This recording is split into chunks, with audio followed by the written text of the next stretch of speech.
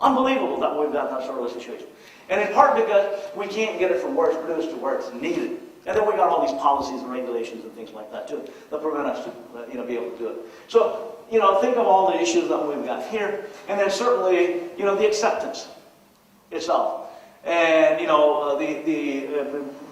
many of the folks that are sitting here know about these things, about the issues related to this Western palate particularly, that is, a palate that has been, of course, raised on non-insect sort of an approach. But we've got some things that we've learned from the introduction of other arthropods, shrimp and crabs and lobsters and things like that. If you went to Des Moines, Iowa, back in the 1970s, 1980s, if you went, you got meat and potatoes mostly. And then you got white bread. Either it was white or toasted. That's the only choice that you had. It was not like, all the fancy breads that we get, pumpernickel and rye and Jewish rye and all that. None of that was available. And then you fast forward, in the 1990s, you start seeing shrimp. You start seeing Jewish rye bread. You start seeing all these other things coming in as well.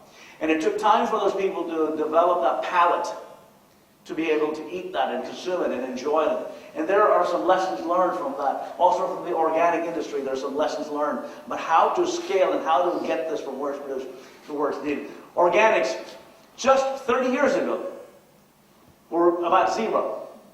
Today, it's a $60 billion enterprise in the United States of America. And continues to grow. It's the fastest growing segment of the food systems that we've got. Going back to this thing about, we need chefs. By the way, Joseph, a tip of my hat, our collective hats to you. Thank you for what you do. We need people like Joseph and the others that can help translate and make people feel, whoa, man, the food that you ate that he made yesterday, Arnold and I got to partake of together. Wow, that's so fantastic to eat that. And so tasty. So we need that. And then communications. This is a well-kept secret. If we're to walk out on the street in Bozeman, Montana, you go and ask somebody, hey, will you eat something? Of course, Florence, the godmother, is here. So probably Bozemananians, is that how you say it? People in Bozeman, they may be a little bit more hip to this. Right? But if you go on any street in the world, Western world, they say, what are you talking about? I don't care. You say, I don't know. No, I don't know at all. But shrimp, oh yeah. Lobster, oh man, yeah.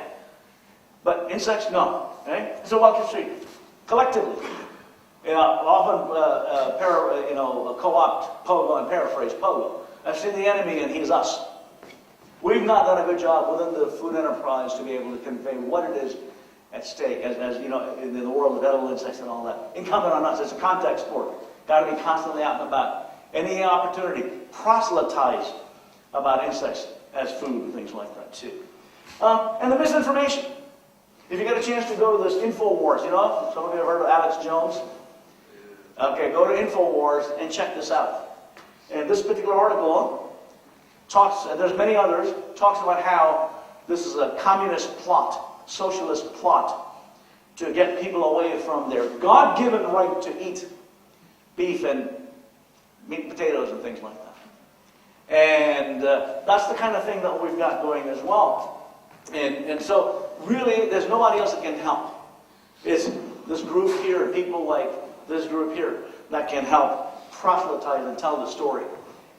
Funding is a huge constraint. And Andrea and I, she said to me, what do you think about funding as we're waiting to come here earlier this morning? And there are some opportunities. In my former agency, there's some funding that's been provided. The National Science Foundation here in the United States can provide some funding. The Europeans are, Western Europeans are ahead of us, by the way, that they can and do provide funding. There's some other sources as well. I say that you got to use the stealth approach, by the way, to be able to get the kind of funding that you need. And you sneak it in. You talk about how insects are pests, therefore we need to know, and here's the model. This is the insect that is also edible. Oh, by the way, we need to know the proximate analysis of nutrient makeup and things like that. So those are the approaches that one can use as well. And there are a lot of opportunities in the world of